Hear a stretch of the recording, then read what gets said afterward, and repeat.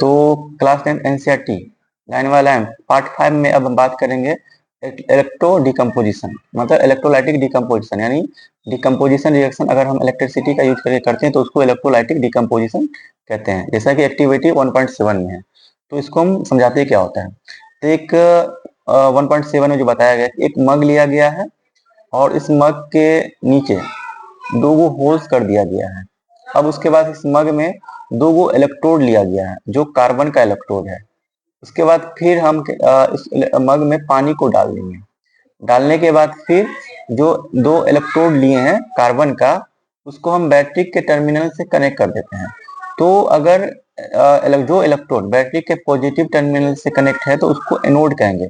ये जो है मेरा इलेक्ट्रोड एनोड है, इसका मतलब ये जो है बैटरी के पॉजिटिव टर्मिनल से कनेक्ट है, और जो इलेक्ट्रोड बैटरी के निगेटिव टर्मिनल से कनेक्ट रहेगा उसको हम कैथोड कहेंगे। तो ये वाला मेरा हो गया कैथोड।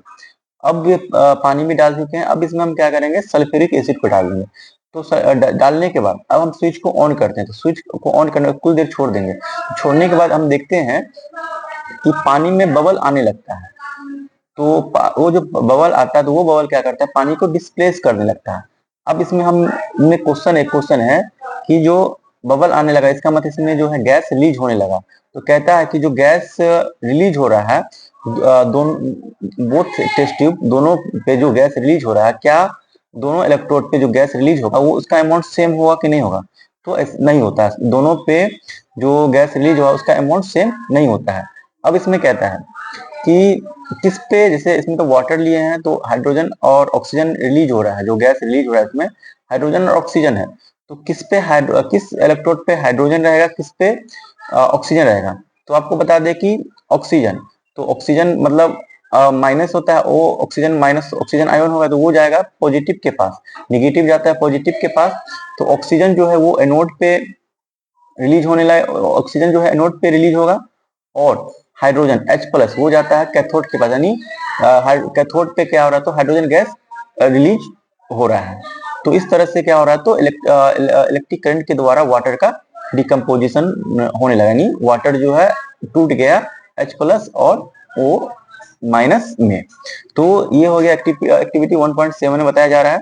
अब फिर यहाँ पे एक्टिविटी 1.8 में आपको फोटो डिकम्पोजिशन रिएक्शन के बारे में बताया गया है। फोटो डिकम्पोजिशन रिएक्शन का मतलब कि अगर हम डिकम्पोजिशन रिएक्शन करवाते हैं और लाइट का यूज करते हैं तो उसको फोटो डिकम्पोजिशन रिएक्शन कहलाता है। जैसे एक्टिविटी 1.8 में कह रहा है कि 2 ग्राम सिल्वर क्लोराइड लिया गया है in a china disc, what is its colour?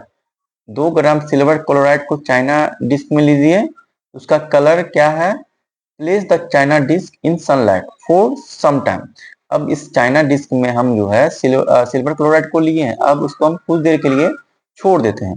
तो observe the colour of silver chloride after the some time. तो आपको ऑब्जर्व करना है कि कुछ टाइम के बाद उसका कलर क्या रहेगा।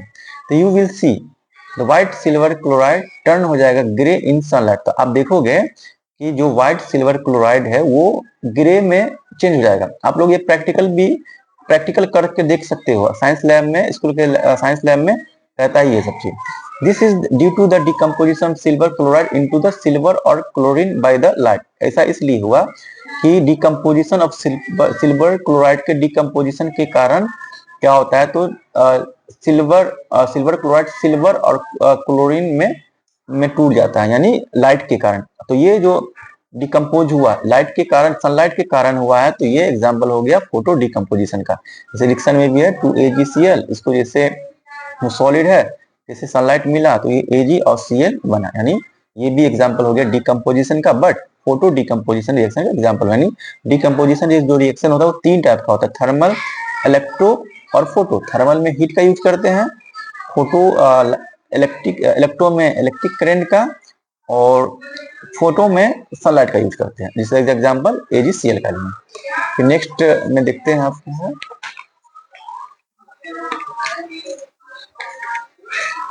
तो silver become also behave in the same way. फिर सेम लेते हैं सिल्वर ब्रोमाइड का।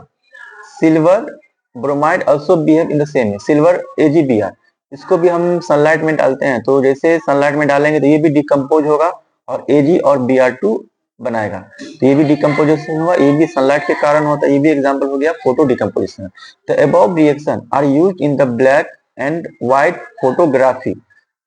तो what form of energy is causing decomposition reaction? तो कहता है व्हाट फॉर्म ऑफ एनर्जी, ये जो एनर्जी है कौन, व्हाट फॉर्म ऑफ एनर्जी, किस फॉर्म का एनर्जी है जिससे ये डिकम्पोजिशन रिएक्शन हो रहा है। तो जानते हैं कि यह कौन एनर्जी है, हीट एनर्जी है, सॉरी सनलाइट के कारण जो एनर्जी मिला गया उसके द्वारा है। तो we have seen decomposition reaction require energy इधर in the form of heat हो या लाइट हो या इलेक्ट्रिसिटी हो for breaking down of the reactant. यानी हम देखते हैं कि हमको डिकम्पोजिशन करने के लिए एनर्जी चाहिए, चाहे हीट के फॉर्म में हो, लाइट के फॉर्म में हो, इलेक्ट्रिसिटी के फॉर्म में हो, बिना एनर्जी का यूज ये टूटेगा नहीं।